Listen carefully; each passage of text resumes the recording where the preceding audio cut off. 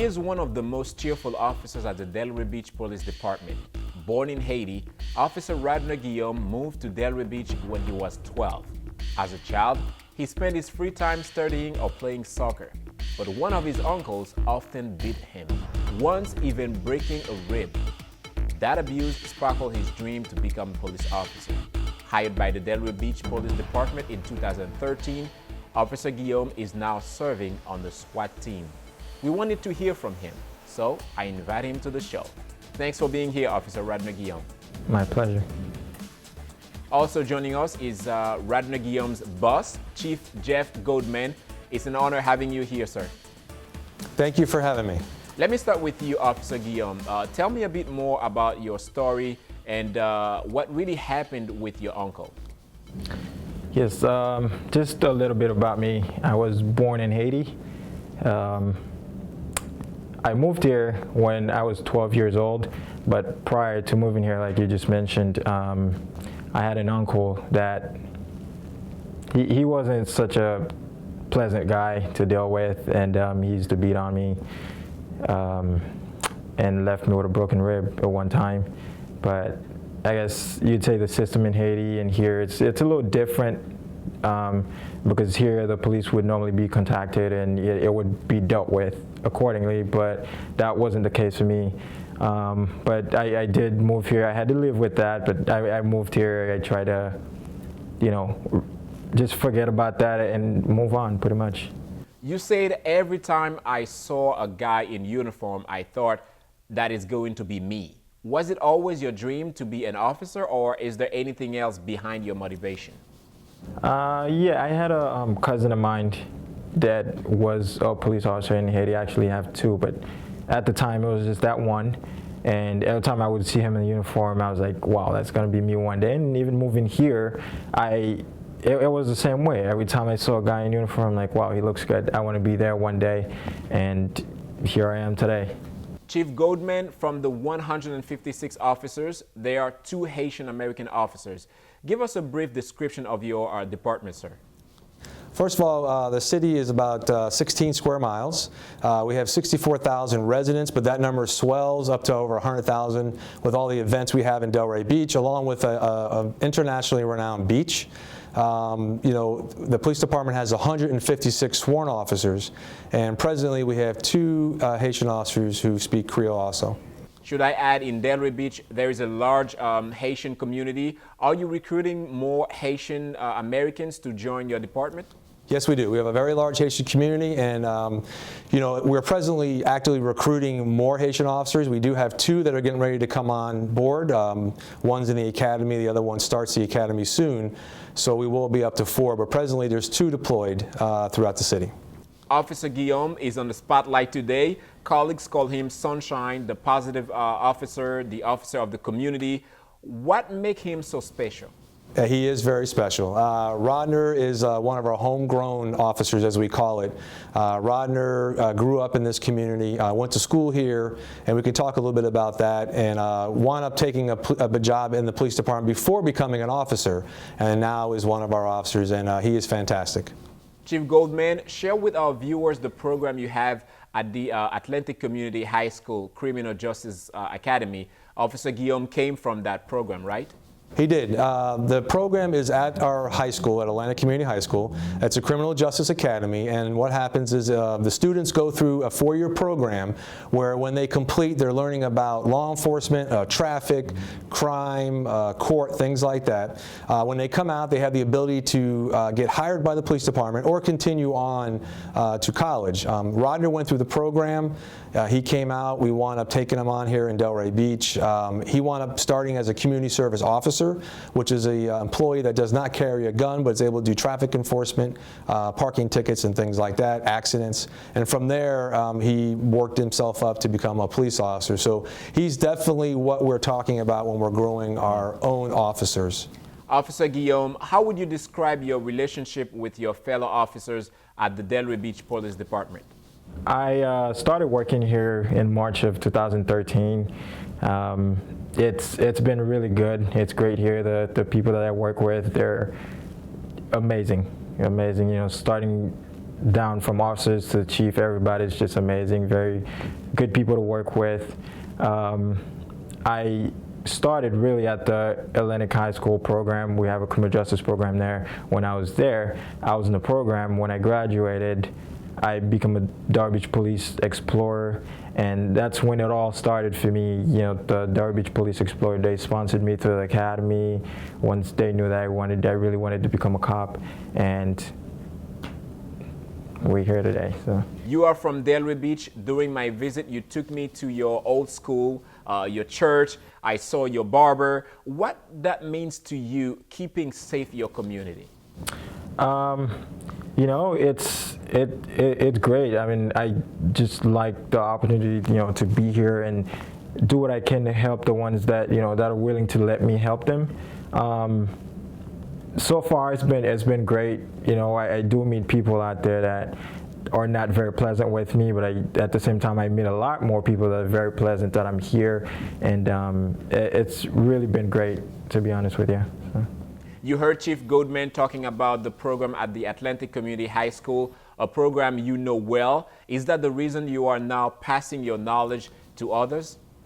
Because I do, when I look at these kids, yeah, I know I was there at one point, and mostly all the other students I was in the program with, they made it out, you know, from high school, college, and they're now, I'm not because, you know, they're my friends or anything, but a lot of them are doing really well for themselves. And I look at these kids now at the program, I see a bright future for them, you know.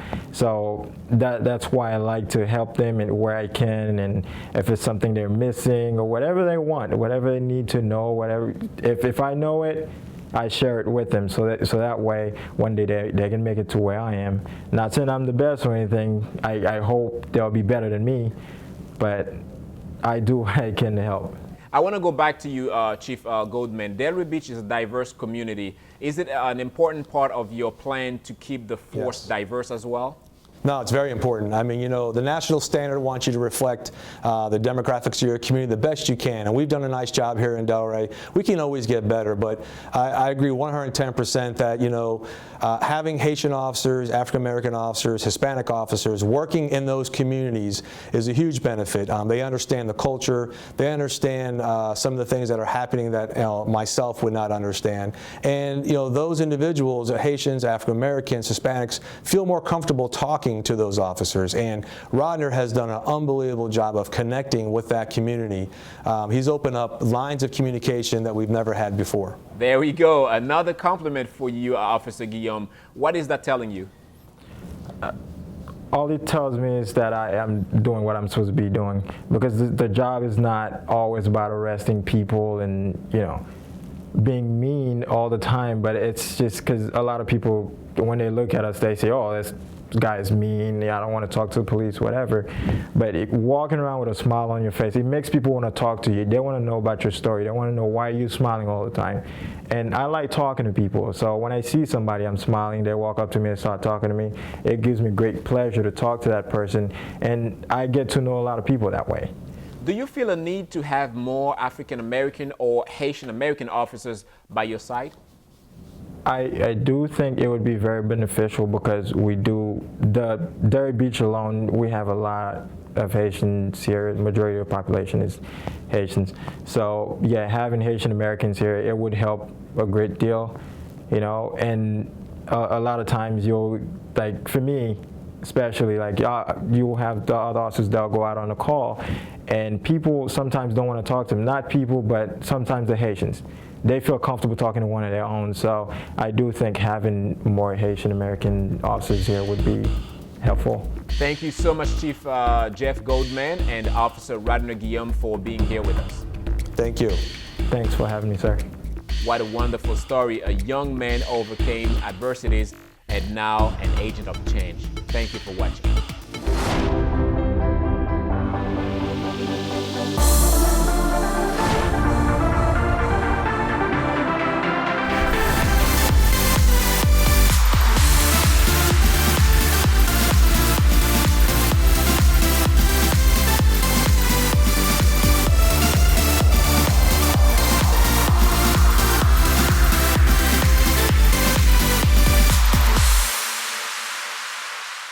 After the devastating earthquake that struck Haiti in 2010, a Canadian high school student decided to help. She asked for a ticket to Haiti for graduation so she could go there and volunteer after the school year. She was given a return ticket to Haiti and planned to go to university in the fall. Well, after the trip, plan has changed. She would defer her post-secondary education to go back to Haiti to continue helping the children there. She has been introduced to an orphanage with 75 children that was supported by international aid organizations. Listen to this. Any donations that came in were sold by the woman running the facility. So let's go deeper with Morgan Wienberg. She is now the co-founder and coordinator of Lelo Footprints Big Steps. Thank you so much for joining us. Oh, thank you so much for having me. I really appreciate it.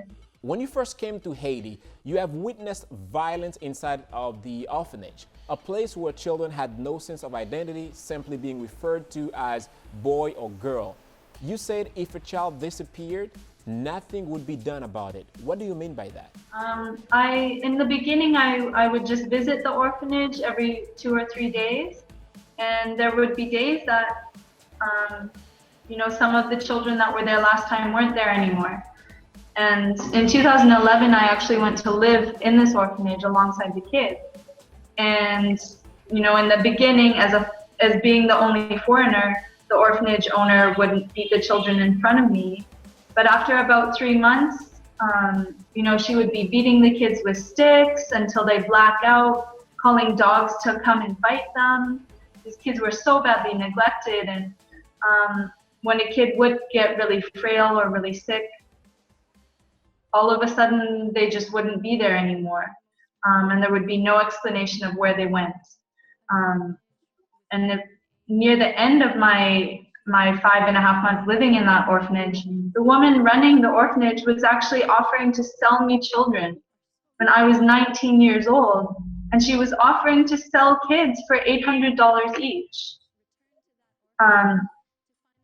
So children actually had even died in that orphanage. And I had a few experiences where there were kids who were sick. For example, there was one girl who she became unconscious because she wasn't breathing. And so here I picked up this child. It was an 8-year-old little girl who wasn't breathing. She was unconscious in my arms. And as I tried to leave the orphanage to take her, to a hospital, the woman running the orphanage said, no, her hair isn't braided. She doesn't have socks on. It'll be bad for my reputation if you take her out of here. Wow. And so at that point, I just said that, the child isn't breathing, and I left with her anyways. But the point was really the orphanage wasn't in the interests of the children at all. And at one point, the woman running the facility actually said to me, she got so frustrated, and she said, "You're not here for the orphanage, you're just here for the kids." And I said, yes, I am. But really the orphanage was just a business. And it was how this woman had been making a living for over 20 years.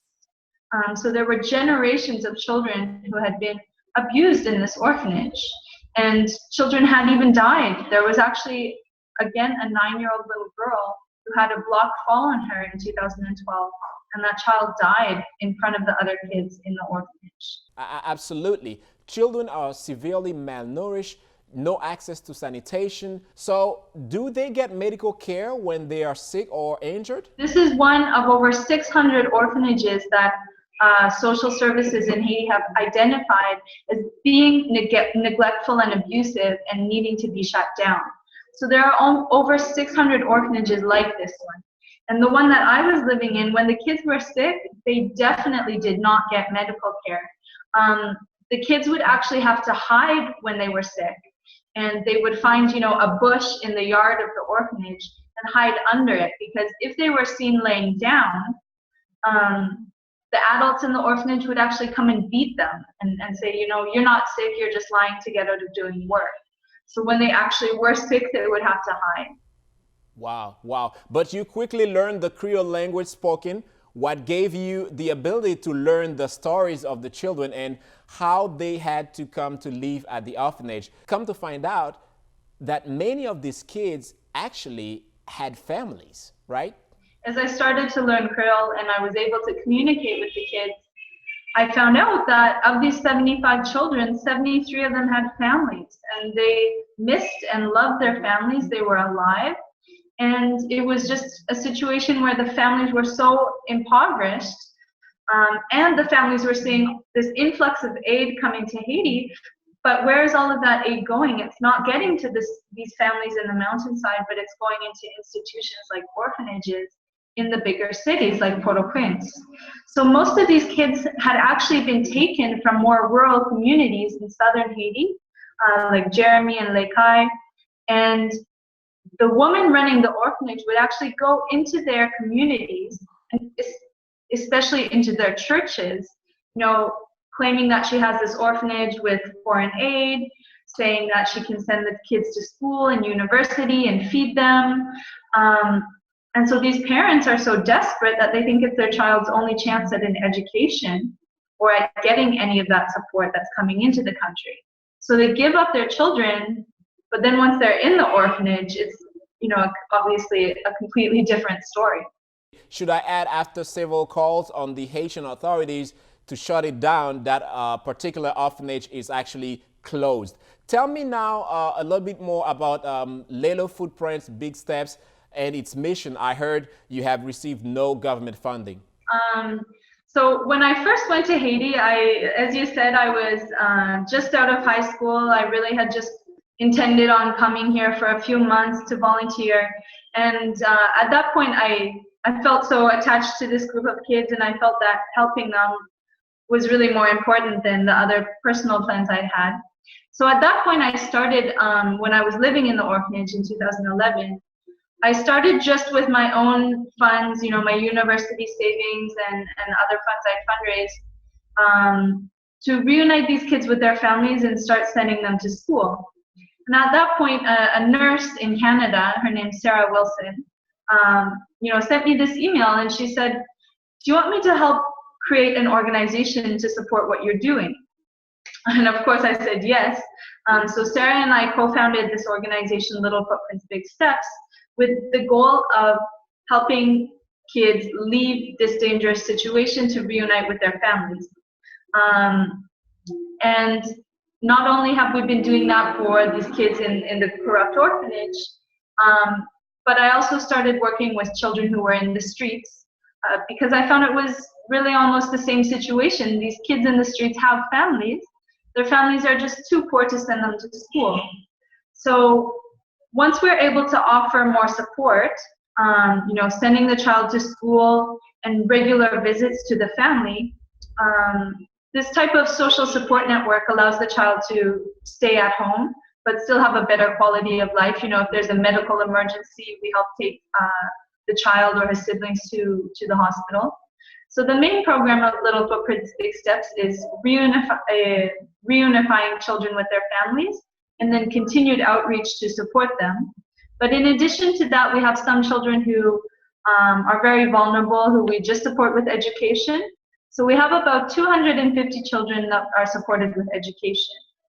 And our second main program is a transitional safe house, because there are children who are not able to reunite with their families immediately.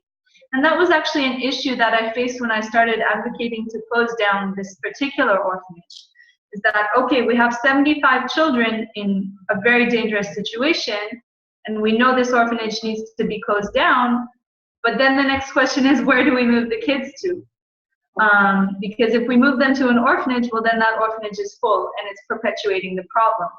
So the idea of the transitional safe houses is we can receive these children, whether they're from the streets or social services is referring them to us. And those children can begin to get medical treatment, begin to go to school, have psychological treatment, so they start to heal. But the end goal is still to reunite them with their families. So it's transitional housing. And we currently have a transitional home for boys and one for girls, which are situated in Lekai. Morgan, you have been honored with several awards, among them the Meritorious Service Cross Medal and the Queen's Diamond Jubilee Medal, Governor General of Canada Academic Awards, Yukon Commissioner Award, recognized in Washington, D.C. as a finalist for the Burger Marks Foundation for Young Women Impacting Social Justice and was awarded the Rotary International Paul Harris Fellowship Award for Humanitarian Impact. You said you want to live in Haiti for the rest of your life. Haiti is home to you.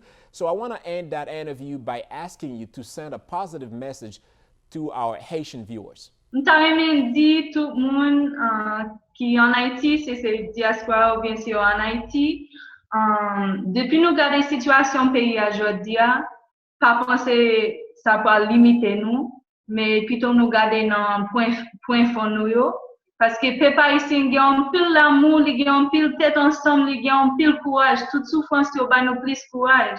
Et puis c'est sous point fort ça yo pour nous garder parce que c'est yo qui va permettre nous avancer. C'est pas violence, c'est pas des autres qui vont faire nous avancer, mais c'est point fort ça yo que moi en Haïti, tout l'amour, toute tête ensemble, moun yo vivre ensemble. Mais nous besoin kembe ça pour nous avancer avec. J'ai espoir puis continuer comme ça. Thank you so much, Morgan Wienberg, and I hope that my viewers will follow your lead as well, have a big heart, and help others. Thank you so much for being here with us.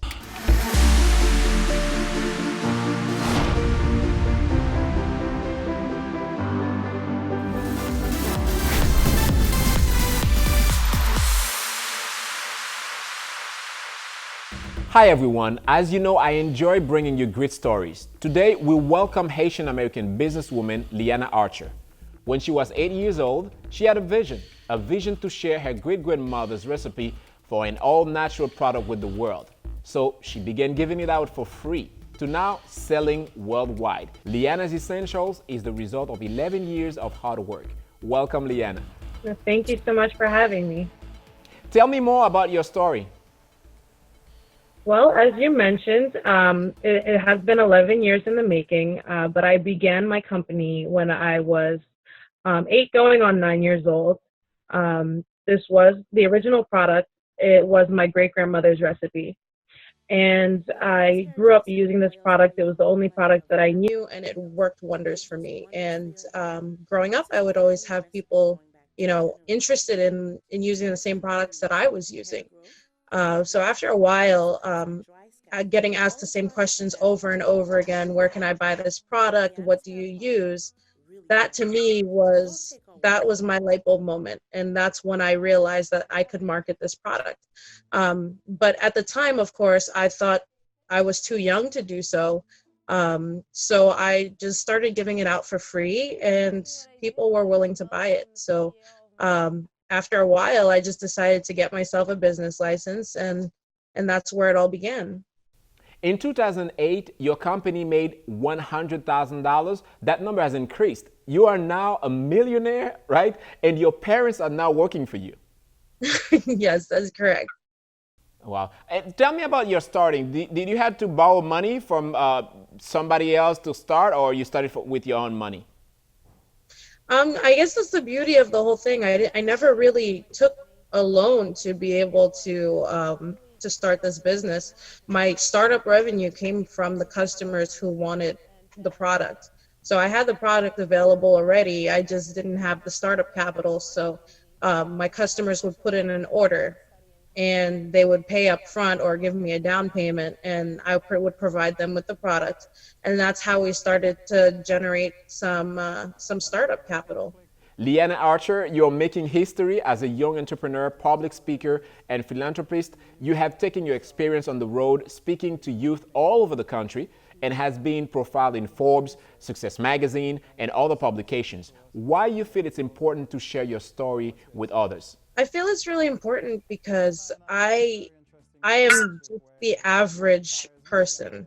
And a lot of times when you hear of success stories, they seem very far-fetched and they seem almost impossible or once in a lifetime. But in reality, I'm just like everybody else. I didn't even plan on doing this in the beginning. I didn't know how far it was going to take me. I didn't know I would even go beyond selling on Long Island, where I'm from. So I I just like to share my story so people can see the possibilities and for them to get a real look into how this came about, because a lot of times they share the success stories, but they don't share the trial and error that it takes to get there, and they don't share the length of time that it takes to get there, or they don't share some of the hardships you may face. And that's why I speak to these groups to ensure them that, that failure is a part of success and that there's no way to avoid it, but it's what you make of it that allows you to move forward and accomplish something great. Wow, I love that quote. You just said it. All new entrepreneurs should know that mistakes are a big part of success. What do you mean by that? Explain to me a little bit more. Well, I can give you a couple of examples. One of my greatest examples is really just developing my product line. I obviously had no experience in creating products, and I didn't go to school as a beautician. I didn't have a business degree. So there were a lot of things that I needed to learn in order to run this business efficiently. And these are things that I had to teach myself, from reading books and learning about, previous successful entrepreneurs, and just continue to learn. Even today, where I stand, I'm still learning every day. And it's important to be open-minded because there's always something that you can do to be better. When I create my products and make them available for my customers, it's a trial and error process. Mm-hmm. So you continue to research and develop new products for your line. In addition to your business, you run the Liana Archers Foundation, an organization you founded in 2008 dedicated to providing meals, education, and a safe environment for children in Haiti. Share more about the foundation with our viewers and your experience going to Haiti. Well, I had been to Haiti before 2008, but obviously I was way too young to remember the experience. So when I went in 2008, I was 13 years old, and I had originally gone down for an expo that they had in Haiti at Caribe Hotel every year, called Fama Démocratie et Création. And that was an expo to showcase the women of Haiti's businesses that help support Haiti's economy, and really just highlight products that they create, anything from embroidery to crafted hot sauces and drinks like cremas, things like that. And I brought my product because all of my ingredients were from Haiti. I had gotten my oils, everything from Haiti. And while I was down there, it was a culture shock for me. I was not aware of, the concept of being underprivileged. I was not aware of the children that were not in schools, that didn't have the same opportunities that I was given. And to me, I only realized that the only difference between me and them was the fact that I was born here in the United States as opposed to being born in Haiti. It very well could have been me in their situation, and I wanted to do something to give back. So I would speak to them and ask them about, why they are not in school. Is it a choice? Are they aware of the possibilities that can come from getting a good education? And 9 times out of 10, they wanted to go to school. They just didn't have the possibilities to go to school. So that, to me, it touched me in a really strong way. And I decided to start my foundation while I was down there. I have 200 kids that we support at the moment, and we're working towards being able to build them a school. I have a couple of teachers that work with them on a daily basis that provide them with food, and really teach them about moral values and help them develop their natural talents to be able to better themselves in the future. Wow. Liana Archer, thanks a lot for sharing your stories with us. I have to say that we are very, very proud of you. Please keep up the good work.